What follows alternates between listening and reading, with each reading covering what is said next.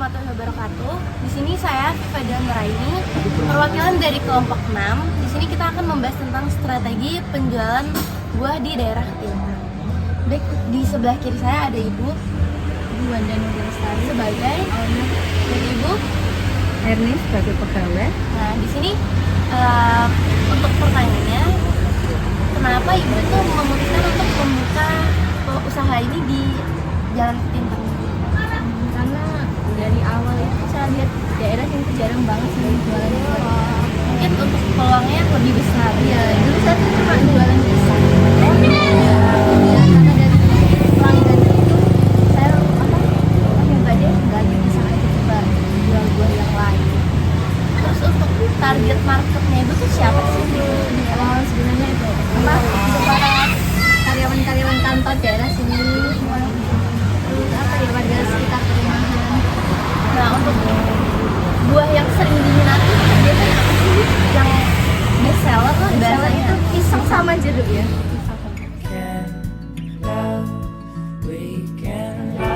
Nah, untuk pisangnya sendiri tuh cara Ibu menyimpannya tuh biasanya di mana agar tetap fresh? Saya biasa enggak saya simpan di kulkas, enggak di ruang terbuka aja. Tiap hari di restock terus. dan dikirim terus soalnya. Oh, jadi Tiap hari ganti ya. Dan untuk buah-buah yang lain Ada forecastnya soalnya, jadi baru kiriman terus. Oh, jadi terus setiap hari baru. Kecuali terus. kalau buah-buah yang lain kan ada supplier sendiri. Kalau ini tiap hari ada.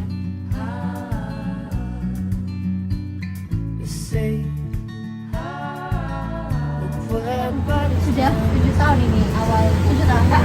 Itu awal mulanya gimana sih Bu? Kok Ibu bisa jualan pisang? Soal dulu itu saya ikut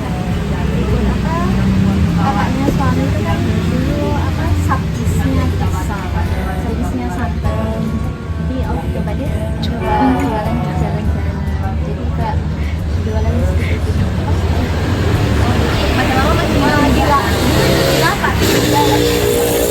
belum punya ruko kayak gitu.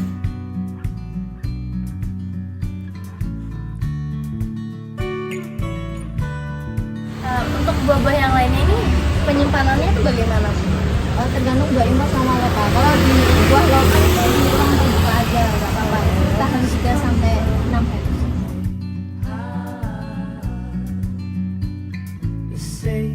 Kalau untuk buah impor masuk ke kulkas tahan 1 bulan. Biasanya sampai buah-buah impor itu Buah apa itu? Dari jeruk, apel, pir, anggur. jadi itu harus disimpan di kulkas. Biar lebih tahan lama. Terus harganya kan juga lebih mahal kan. Terus Bu, ini kan banyak buah. Biasanya cara milih yang bagus sama enggak itu gimana? Kamu buah apa? Apel, pir? Bisa apel. Apa langsung? Ambilkan yang lama mbak, buat berbagi. Paling lama. Oh, kalau udah lama. Oh, bunyinya udah enggak. Terus biarnya ini yang baru. Terus Bu, biasanya nih kalau buah-buah kayak gini kalau udah kayak gitu tuh itu dia Biasanya kalau harganya saya jual obral, kalau nggak gitu, kalau dipotong atau kalau nggak ya dibagi-bagi sama pelanggan semua juga royal. ya dijadiin bonus aja gitu. Ya bisa jadi bonus. Kalau bagi-bagi kalau masuknya perumahan nggak kurang mahal.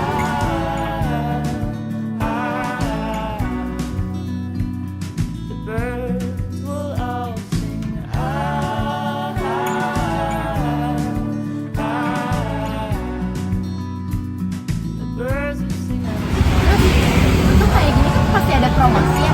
Tuh Ibu promosinya dari mana aja?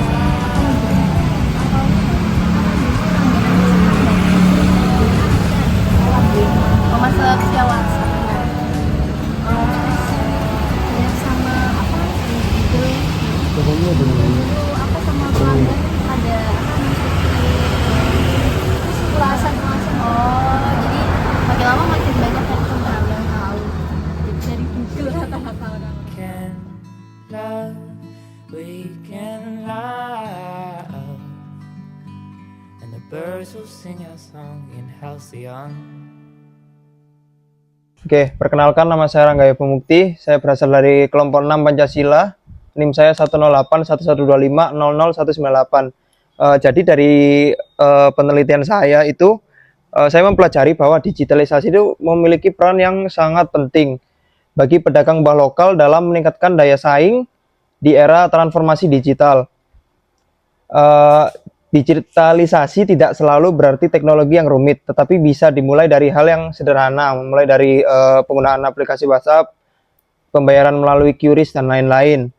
Dan juga walaupun seperti itu, digitalisasi tetap mempunyai tantangan seperti keterbatasan literasi digital dan kesiapan SDM. Selain itu, esai saya ini saya mempelajari bahwa digitalisasi dapat berjalan selaras dengan nilai-nilai Pancasila, khususnya keadilan sosial, kerakyatan, dan persatuan, karena mampu memberdayakan usaha lokal secara inklusif. Di sini saya menyadari bahwa kemajuan teknologi tidak hanya berdampak pada ekonomi, tetapi juga berdampak pada pembentukan karakter dan keberlanjutan usaha lokal. Assalamualaikum warahmatullahi wabarakatuh. Saya Erinora Devrin Arabani dari kelompok 6 dengan tema strategi penjualan buah pinggir jalan di daerah Ketintang. Jadi menurut saya kenapa mereka memilih untuk berjualan buah di pinggir jalan di mana aksesnya itu susah buat para pembeli. Jadi kalau misalkan saya ngelihat saya ini bisa ngelihat kalau mereka memiliki perhitungan yang cerdas untuk memaksimalkan produk-produk mereka, dan mereka ini juga meminimalkan biaya dalam pasar retail yang dimana itu sangat-sangat kompetitif.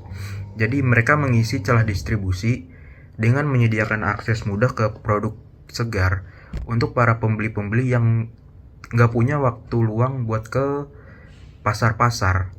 Perkenalkan, nama saya Daniel Rizky Saputra dengan NIM 1081125000111. Saya mengambil judul perilaku konsumen terhadap keputusan pembelian buah di Ketintang. Buah merupakan kebutuhan penting bagi masyarakat karena manfaatnya banyak. Namun, keputusan membeli buah tidak hanya didasarkan pada kebutuhan, melainkan juga dipengaruhi oleh harga yang lebih tinggi, dikarenakan ada kualitas di harga tersebut, dan juga ada kebiasaan dari konsumen yang membeli seperti tawar-menawar dan hal-hal lainnya.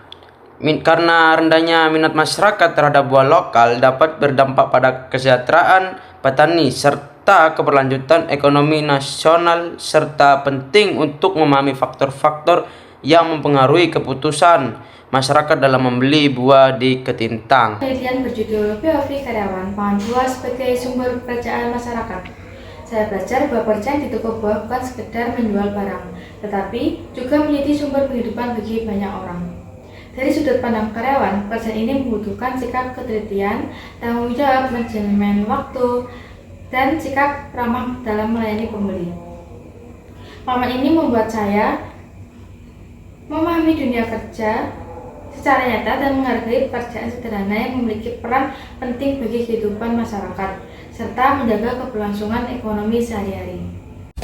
Halo semuanya, perkenalkan nama saya Ajeng Puspanegoro, NIM saya 10812500068. Mengenai pembahasan saya tentang strategi marketing penjualan buah di Ketintang, Surabaya, saya belajar bahwa pemasaran buah itu bukan hanya tentang menjual produk, tetapi juga tentang memahami kebutuhan dan karakteristik konsumen. Daerah Ketintang yang padat penduduk, beriklim panas, serta banyak banget sekolah maupun kampus, strategi marketing yang tepat sangat dibutuhkan agar penjualan buah tetap berkembang. Jadi yang pertama, mulai dari pemilihan lokasi, layanan yang baik, promosi yang menarik. Dari materi ini, saya memahami bahwa strategi pemasaran yang efektif ini dapat mengubah peluang menjadi usaha berkelanjutan serta memberikan manfaat bagi pelaku usaha dan masyarakat sekitar. Halo semuanya, saya Viva Dilan Nuraini dengan NIM 1081125000017 dari kelas DB 0505 Prodi Bisnis Digital.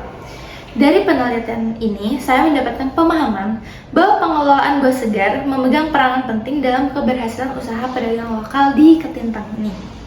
Tidak hanya soal kualitas buah yang dipilih, tetapi juga bagaimana cara pengelolaannya, yaitu dengan cara disimpan, ditata, dan dikelola setiap harinya dengan baik.